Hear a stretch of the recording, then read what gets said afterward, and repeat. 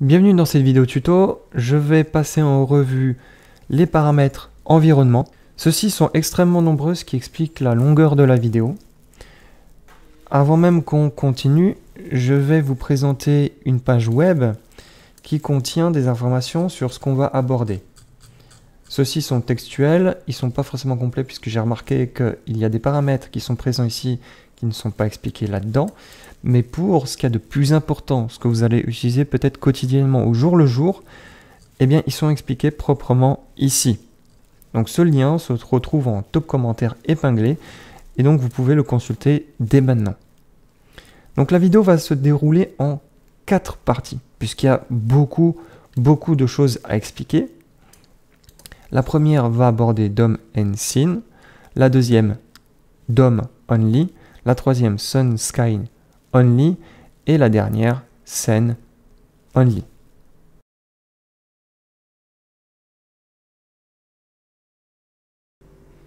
On va commencer par le paramétrage qui s'appelle ici DOM and Scene, qui est celui que vous avez par défaut lorsque vous créez une toute nouvelle scène.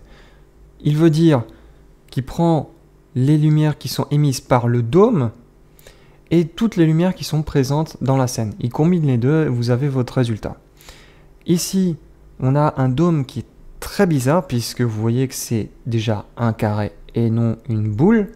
Et en plus de ça, mon dôme est beaucoup plus petit que mon canoë. Donc ça, c'est un élément que j'ai paramétré pour obtenir ce résultat. Ça s'appelle d'ailleurs Finite Box. Nous, ce qu'on va faire, c'est qu'on va déjà regarder les paramétrages dans Infinite Sphere, qui est celui qui est activé par défaut. Donc Infinite Sphere veut dire que vous avez une boule qui est autour de votre scène et que les dimensions sont infinies. Vous ne pouvez pas dézoomer en dehors de votre boule, de votre sphère. Vous serez toujours à l'intérieur de cette zone. Le paramètre suivant est assez simple à comprendre, permet d'afficher ou non le dôme autour de votre scène. Et il sera présent dans le résultat, dans le rendu final, si vous le laissez actif. L'intensité concerne la lumière qui est émise par le dôme. Donc là, on est à 1 par défaut. Si je mets 7, vous allez voir que notre scène sera complètement cramée. Et vous pouvez aussi avoir des valeurs négatives. Donc si je mets moins 5, on ne voit plus rien. Notre dôme n'émet plus de lumière. Le paramètre qui s'ensuit, au niveau ici des valeurs, c'est la même chose. Si je mets 7, ça sera un peu cramé.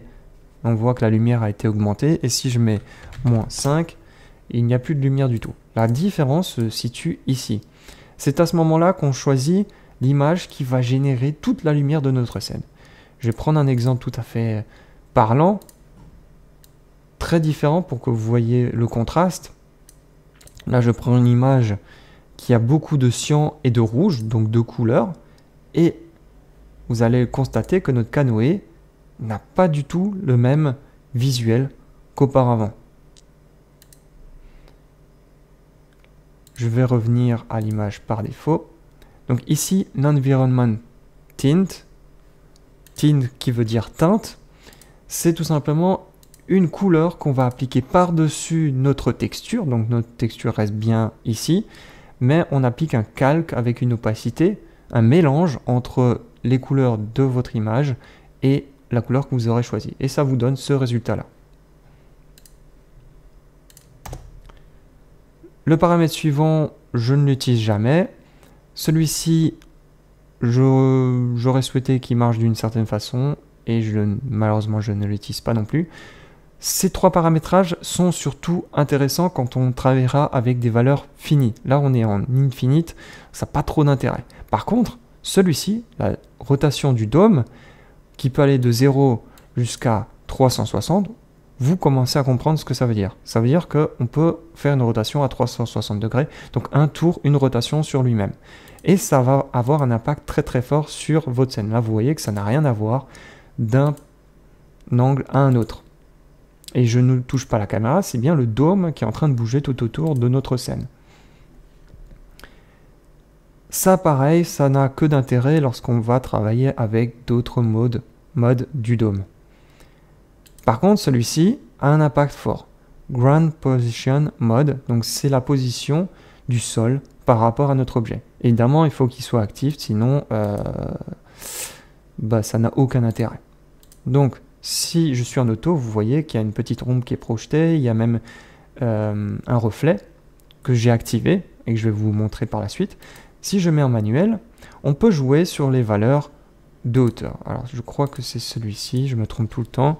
Si je mets 50, ouais, donc c'est bien celui-là. Je vais baisser, je crois que c'était vers 20. Là, vous voyez que notre canoë est dans le sol. Il n'est pas au niveau du sol, il est complètement dedans. Donc ça peut donner l'impression qu'il est en train de flotter sur une mer parfaitement calme. Ces valeurs Z et X, de nouveau, n'ont pas de sens puisque le sol est généré. Donc vous voyez, je peux jouer avec autant que je veux, il ne se passe rien du tout. Ça n'a que d'intérêt si notre sol est une texture. Donc là, on va pouvoir voir des choses se déplacer. Draw Ground, on l'a vu juste avant, ça permet de générer un sol ou non avec ses ombrages et ses reflets. Et en dessous, on a 2-3 paramétrages. Là, c'est la couleur du reflet. Vous le voyez, là, c'est légèrement cyan. Si je vais vers du rouge, on a un reflet qui devient rouge. Le glossiness, c'est simplement ce qui va permettre de jouer sur le reflet. Là, vous voyez qu'il y a très légèrement du rouge, mais vraiment très très légèrement. Et si je vais vers ces valeurs-là, on voit comme si c'était un miroir notre canoë. D'ailleurs, je vais repasser en auto.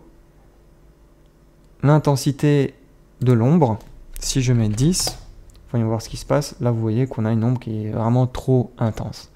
C'est plus du tout naturel. Mais ça peut donner des choses assez intéressantes si on veut avoir un côté artistique et des résultats complètement inédits qui ne peuvent être que faits en 3D et qui ne peuvent pas être faits dans la réalité.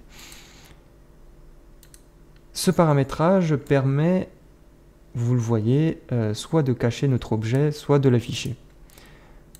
Ça donne l'impression d'avoir le même type de miroir qu'on a dans les postes de police où d'un côté on peut voir à travers comme ici et de l'autre côté c'est un miroir, on ne voit pas ce qu'il y a derrière. Donc on peut avoir ce résultat ou non. C'est pratique si on souhaite travailler sur plein de scènes, plein d'objets différents et qu'on souhaite passer en dessous, voir comment tout se présente, là on voit concrètement ce qui se passe. Mate Fog, ça permet de générer un cache qui se superpose sur nos objets. Donc le fog, c'est évidemment le brouillard. Il y a plusieurs paramétrages. On peut jouer sur la distance. Donc je vais remettre tout par défaut. Par défaut, c'est blanc partout. Donc la distance, c'est le paramétrage le plus important. Là, si je vais vers des valeurs très très loin, on a quelque chose qui est tout à fait bateau. Je vais d'ailleurs remettre le reflet en blanc naturel. Et je vais plutôt passer de ce côté, ça sera sans doute plus visible. On va réinitialiser ça. Voilà. On va pouvoir voir comment ça avance. Ça, je le supprime aussi, je reset. Si je passe vers 1600, 400, on voit que ça commence à être un petit peu... Là, c'est complètement brouillé. Les valeurs sont indiquées comme étant en mètres, néanmoins j'ai de forts soupçons pour me dire que c'est plutôt en centimètres. Parce que là, si c'est 180 mètres, il y a un petit souci, on voit déjà que c'est un peu blanc sur la surface. Si je mets maintenant 50 mètres, ça me paraît pareil, très bizarre. Si je mets 10 mètres, notre objet est quasiment blanc. Très étrange.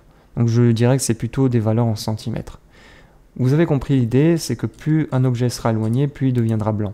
Là, vous le constatez complètement. Mon canoë est plus du tout visible, il est complètement blanc. Ici, on va jouer sur la visibilité, la couleur de visibilité. Donc ça n'a pas d'impact forcément sur l'objet en question, mais plus sur les reflets. Vous voyez que là, notre canoë n'est pas d'ailleurs bleu, étonnamment, il est rouge. Si maintenant je vais vers du orange, vous voyez, on revient sur du blanc. La brightness, c'est simplement l'intensité de luminosité de ce cache de couleur. Si je vais vers des tonalités négatives ou du 0% plutôt, on a quelque chose de noir, et si je vais vers du positif, on a quelque chose de complètement blanc. Ici, on a un paramétrage qui a aussi un impact assez important sur le résultat.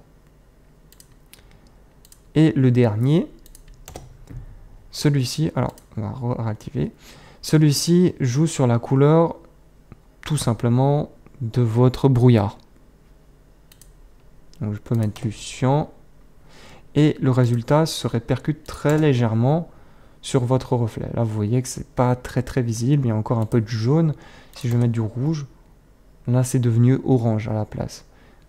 Et donc du coup vous pouvez jouer avec plusieurs paramétrages pour obtenir le résultat que vous souhaitez. Le mode Infinite Sphere, on va voir la même chose mais avec le sol.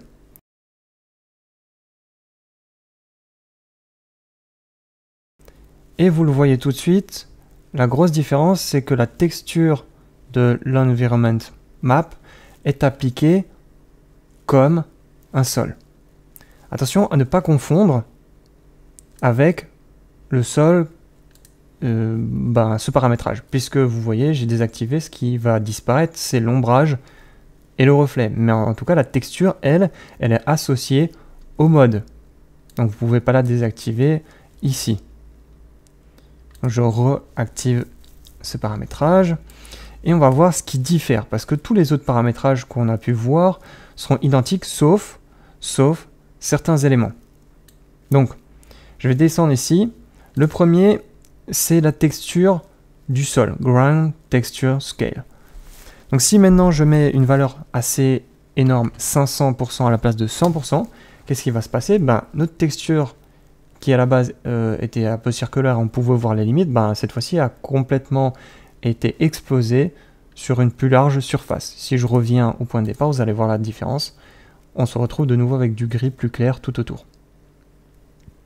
Un autre élément qui peut être intéressant, cette fois-ci, c'est la position du sol. Là où avant, ça n'avait pas forcément d'intérêt parce qu'il n'y avait pas de sol qui était généré. Maintenant, on en a un avec une texture. Donc, on peut jouer avec les valeurs X, Y et Z. Donc, Y qui est la valeur hauteur et on pouvait monter et descendre le sol. Avant, ça va tout autant d'intérêt, là aussi. Mais on peut rajouter maintenant les valeurs X et Z. Z étant devant, derrière et X étant gauche-droite. Donc, si maintenant je prends cette valeur et que je mets... On va mettre 300. Qu'est-ce qui va se passer? Notre texture aura été décalée sur notre gauche. Donc en fait sur la droite du canoë. Si maintenant je mets une valeur négative, puisqu'on peut mettre des valeurs négatives, cette fois-ci elle va passer du côté gauche du canoë, donc à notre droite. Je réinitialise et on peut faire exactement la même chose ici. Là c'est moins 300, donc le centre, ici vous le voyez, il y a un petit point de convergence ici. Si je mets cette fois-ci 300, ça va passer derrière le canoë. Et on ne le voit pas, il se trouve quelque part là. Donc ce sont surtout ces paramétrages qui diffèrent avec le reste. Une chose aussi à noter, vous avez pu vous rendre compte qu'en passant d'un paramètre à un autre, les éléments qui sont communs restent actifs et sont transférés. Mon canoë ne s'est pas réinitialisé, la hauteur du sol n'est pas revenue à 0, tout est resté identique. Donc ça c'est aussi une chose intéressante si vous voulez comparer très rapidement des éléments, ça ne réinitialise rien de ce que vous avez déjà fait. Maintenant que nous avons fini avec les sphères infinies, on va passer à la sphère finie.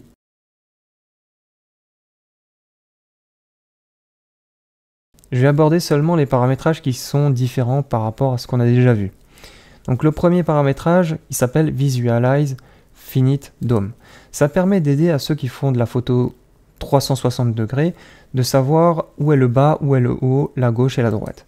Ça se voit beaucoup plus avec une boîte finie. Là vous le voyez, on peut déterminer que le violet c'est la surface du haut, ça c'est la gauche, ça c'est la droite, ça c'est le bas, etc. etc. Donc au niveau artistique, ça n'a pas vraiment d'intérêt, c'est plus pour vous aider à travailler proprement. Mais vous pouvez le garder pour avoir un effet visuel intéressant. Ensuite, on a Dome Scale Multiplier. Donc en gros, ça prend la dimension par défaut du dôme et ça le multiplie. Donc là, j'ai pris la dimension du dôme x 1.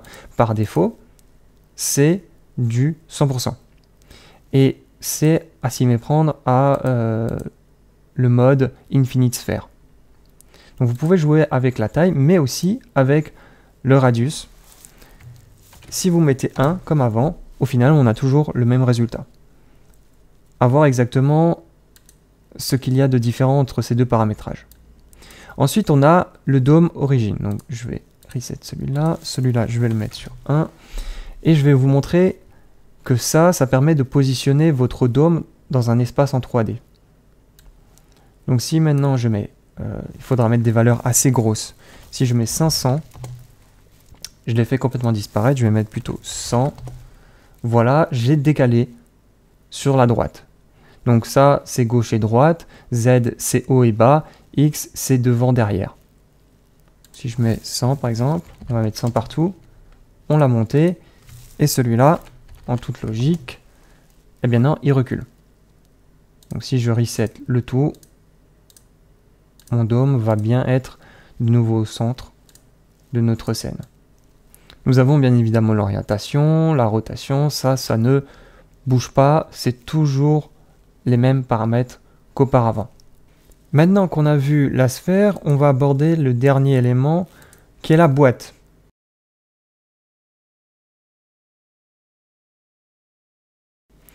La boîte est non pas un cube, puisqu'on peut jouer sur les dimensions de ce carré. Forcément, des éléments comme le radius qui sont spécifiques à la boule ont été dégagés et ont été remplacés par d'autres éléments. Donc le dôme scale multiplier, lui, il reste. En revanche, on vient d'avoir des nouveaux paramètres qui sont le dôme width, dôme height, dôme depth. Le reste, c'est la même chose, donc là c'est le placement du cube et son orientation X, Y, Z. Pour le reste, c'est parfaitement identique. Je vais vous montrer du coup ces trois paramètres. Ça permet, par exemple, ici, d'élargir la gauche et la droite. Si je mets par exemple 500, vous allez voir ce qui va se passer. On a du coup plus à faire un rectangle. Si je remets, je reset. Et cette fois-ci, je ne suis pas content, je vais mettre 300. J'ai augmenté la hauteur. Et de la même manière, pour la profondeur, cette fois-ci, ça ne se verra pas tant que ça, parce qu'il faudra être vraiment sur le côté.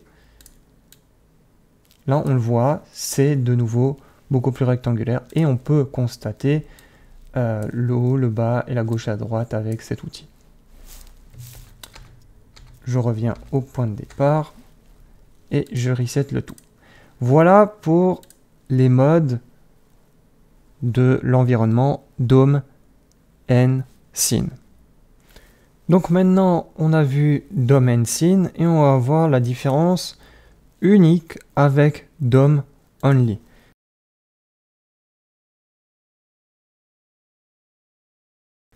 Là, vous voyez la différence avec le avant-après. Ce qui s'est passé, c'est qu'entre-temps, j'ai rajouté un spot lumineux qui projette une lumière violette sur notre canoë. Donc dans Dome and Scene, on voit la lumière qui est émise par le dôme et notre spot lumineux. Lorsqu'on passe à Dome Only, c'est exactement les mêmes paramétrages. La grosse différence, c'est que ça va utiliser seulement la lumière qui est générée par le dôme et toutes les lumières dans la scène seront désactivées. Il en va de même pour tous les paramétrages qu'on trouve dans Infinite Sphere, Finite Sphere et Finite Box. C'est identique. On a fini avec Dome Only, on va passer maintenant à Sun Sky Only qui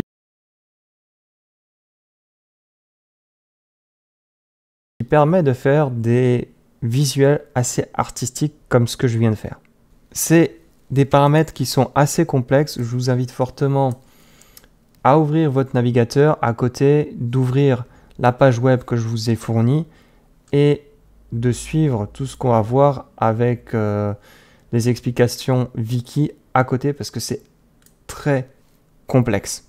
Je vais mettre tout par défaut pour qu'on ait un visuel qui soit plus naturel et à partir de là, on va commencer les explications.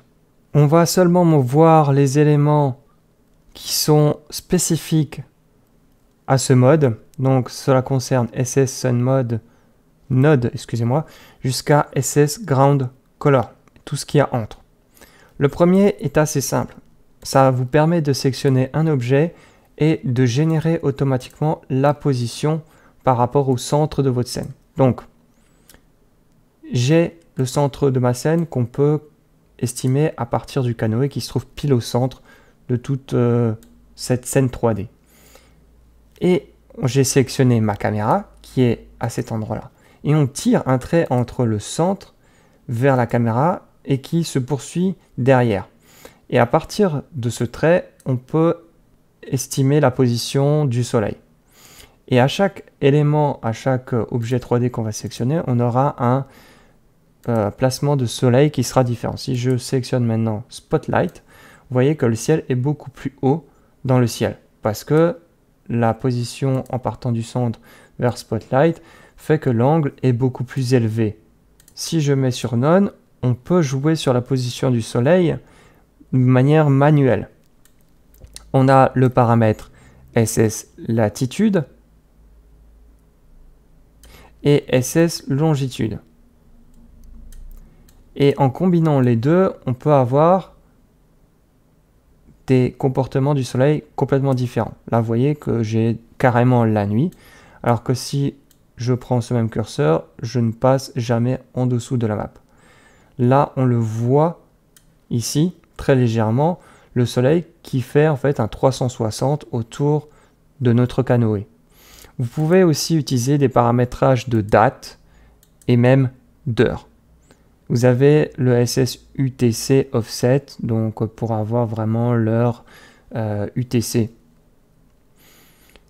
On a ensuite, alors je vais essayer d'avoir le soleil pile en face de moi. Là, c'est parfait.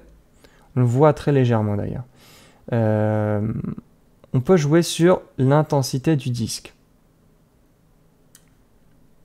Vous allez comprendre à quoi ça correspond.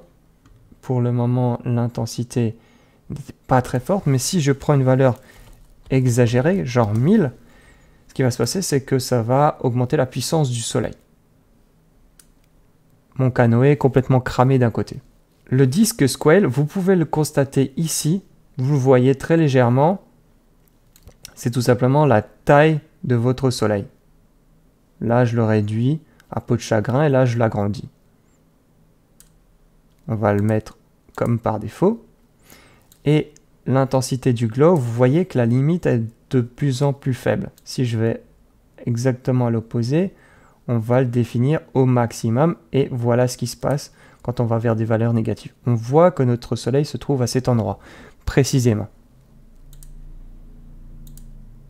On a ce paramétrage on-off qui j'aurais du mal à vous expliquer puisqu'il est assez complexe. Vous avez l'explication précisément ici. Ensuite, on a le SS Haze, qui est une sorte de brouillard. C'est traduit brouillard en anglais, mais en réalité, c'est plus de la pollution de ville. Alors, ça ne va pas créer un véritable brouillard. Vous voyez qu'on a l'impression d'avoir un soleil qui est caché derrière un mur de pollution, mais nos objets sont toujours visibles. Il n'y a pas un brouillard physique qui se place ici et qui brouille la vision de mon canoë. Mon canoë est toujours parfaitement net. Donc c'est surtout le soleil qui va être caché par cette pollution. Cet élément, Red Blue SS Blue Tint, ça permet de jouer sur un côté artistique de la couleur du ciel et du soleil. Vous voyez qu'on est vers des teintes chaudes, on pourrait se croire en pleine savane, alors que là, on est plus côté arctique avec un soleil qui a complètement disparu et qui nous laisse une lumière bleue. Le SS Saturation, comme vous vous en doutez, ça permet de saturer les couleurs présentes dans notre scène. Le paramètre SS Horizon High permet de jouer sur la hauteur de la coupure entre le ciel et le sol. En baissant les valeurs, je baisse l'horizon et en montant, évidemment, je les monte, comme ceci. Et ça a un impact fort sur le soleil puisque je n'ai même pas touché aux couleurs du soleil et pourtant, lui se comporte comme s'il avait dépassé l'horizon. Et là, je le fais complètement disparaître et dans ce cas-là, il fait complètement nuit. Le paramétrage SS Horizon Blur permet de flouter les limites de cet horizon. Vous voyez que là c'est parfaitement délimité. Si je vais beaucoup plus loin, qu'est-ce qui se passe? On ne sait plus où est le début, où est la fin exactement. SS Night Color, c'est un paramétrage que je n'ai pas réussi à faire fonctionner. Il est expliqué ici. Il permet de gérer la couleur minimum du ciel lorsqu'il fait noir. Et donc, en théorie, si vous mettez du blanc, la nuit, le ciel sera complètement blanc ou gris. Ça permet justement de jouer avec des ciels qui sont un peu plus clairs. Quand par exemple il y a des pleines lunes, malheureusement, j'ai pas réussi à le faire fonctionner proprement. Le SS Multiplier permet d'augmenter la luminosité de toute la scène dans son intégralité. Pas seulement de l'endroit où le soleil émet, mais partout. Là, vous pouvez le voir que malgré que le soleil soit à ma droite, l'autre côté de ma barque, de mon canoë, est aussi très éclairé. Et donc ça peut être pratique pour augmenter la luminosité de tout un environnement d'un bloc, pas seulement d'un seul côté. Le SS RGB Unit Conversion permet d'avoir un résultat qui est similaire à ce qu'on a avant. Vous voyez que toute la scène s'illumine d'un bloc.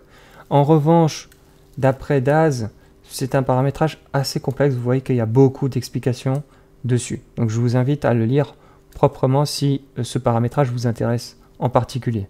Et finalement, le SS Ground Color permet de gérer la couleur de votre sol tout simplement. J'avais du gris, maintenant j'ai du rose et je peux ajouter n'importe quelle couleur que je souhaite. Nous avons fini avec Sun Sky Only et maintenant on va passer au dernier qui est Scene Only,